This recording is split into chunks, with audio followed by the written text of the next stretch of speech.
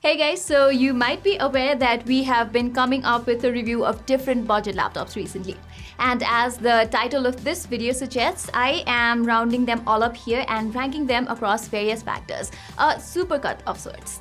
Although companies like Huawei, Xiaomi, and recently even Realme have been doing great in the budget laptop arena, you won't find their laptops in this video. Instead, I'm sticking to the more well-established laptop manufacturers like Dell, HP, and the likes because of their wider market presence. Also, I will be awarding points to each device across 10 metrics with varying weightage. For instance, factors like design, display, performance, battery, keyboard, and value for money that are of greater importance on a budget laptop will be scored out of 10, while everything else will have a top score of 5. So that's 80 points in total up for grabs. So let's begin. Okay, kicking off our list is the Dell Inspiron 153501. Out of all the devices we have, this one has the most typical budget laptop look. Dell has wrapped this up inside a matte textured plastic build that's immune to fingerprints or smudges. However, weighing 1.83 kgs, this one's on the hefty side. Underneath, you will find two SODIMM slots, one of them pre-equipped with an 8GB DDR4 RAM stick. On top of this, there's a 2.5 inches SATA slot to add an SSD or HDD, whereas the M.2 SSD is upgradable too. Powered by Intel's 11th Gen i5 CPU, the Inspiron 15 delivers decent performance for everyday usage. However, I am not quite fond of this display. Dell has used quite an inferior panel on this laptop, which is lacking in saturation and even brightness levels. As for battery, this laptop gets a pretty small 42 Wh cell, which surprisingly delivered 6 to 7 hours of screen on time during my usage. But juicing it up is painstakingly slow, as the 45 watt power adapter takes nearly 3.5 hours to fuel up this thing. Next up, we have the HP Laptop 14. The biggest selling point of this laptop is its price to performance. With AMD's Ryzen 5 5500U hexa-core CPU inside, the HP 14 promises best value for money performance for a budget laptop. I tried running some synthetic benchmarks like Blender, and as expected, it outclassed all the laptops in this list with Intel's quad-core processors. So if sheer power is what you're gunning at a relatively cheaper price, the HP 14 is definitely among the top contenders.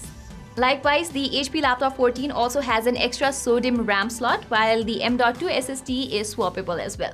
HP 14's display too is fine for a laptop in this price bracket, with 250 nits of brightness and 45% of NTSC color space. However, because of its cheaper price tag, there are some caveats with the HP Laptop 14. Here, although it is quite a lightweight laptop, it does not feel as well built as it should have.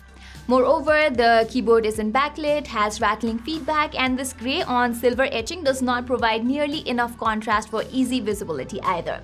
And its battery endurance is strictly average only. Okay, taking the bronze medal in our list of the best budget laptops is the Asus VivoBook 15. In all fairness, this is a pretty well-balanced laptop, yet the reason I had to reserve it to number 3 is because of its price tag. Retailing for over 1 lakh rupees here in Nepal or some 64,000 rupees in India, the VivoBook 15 is also the most expensive laptop on our list. As a result, this device is quite far behind in terms of delivering the absolute best bang for your buck. Still in all, there's a lot to love about this laptop, which starts with the design itself. This lovely gold variant surely stands out. It has an attractive and minimalistic look that's sure to appeal to students, business owners, or enterprise-grade users.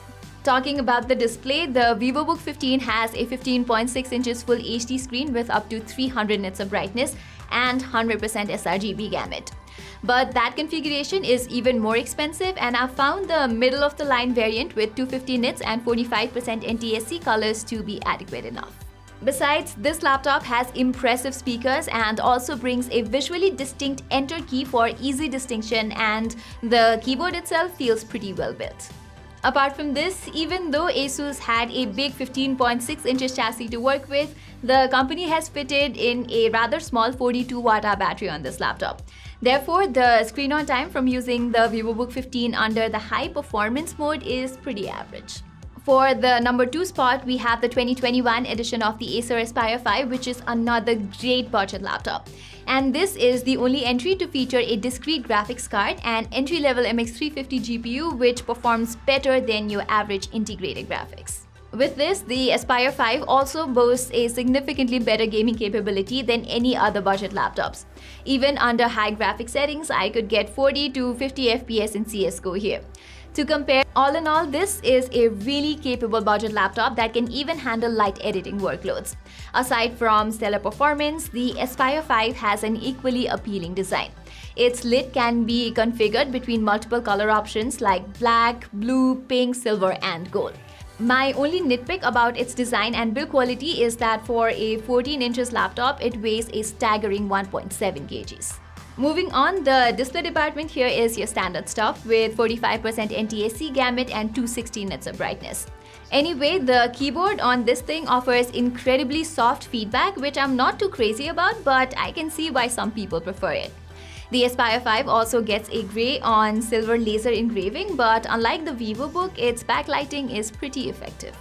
Acer has also fitted in a big 52-watt-hour battery that can easily deliver 6.5 to 7 hours of screen on time under a light to medium usage pattern. Finally, our top pick for the best budget laptops you can buy right now is the Lenovo IdeaPad 3. From its premium design, capable performance to everything in between, Lenovo has struck gold with this budget laptop. Yeah, let's start with the design itself. I mean, this Abyss Blue variant that I have with me looks especially stunning.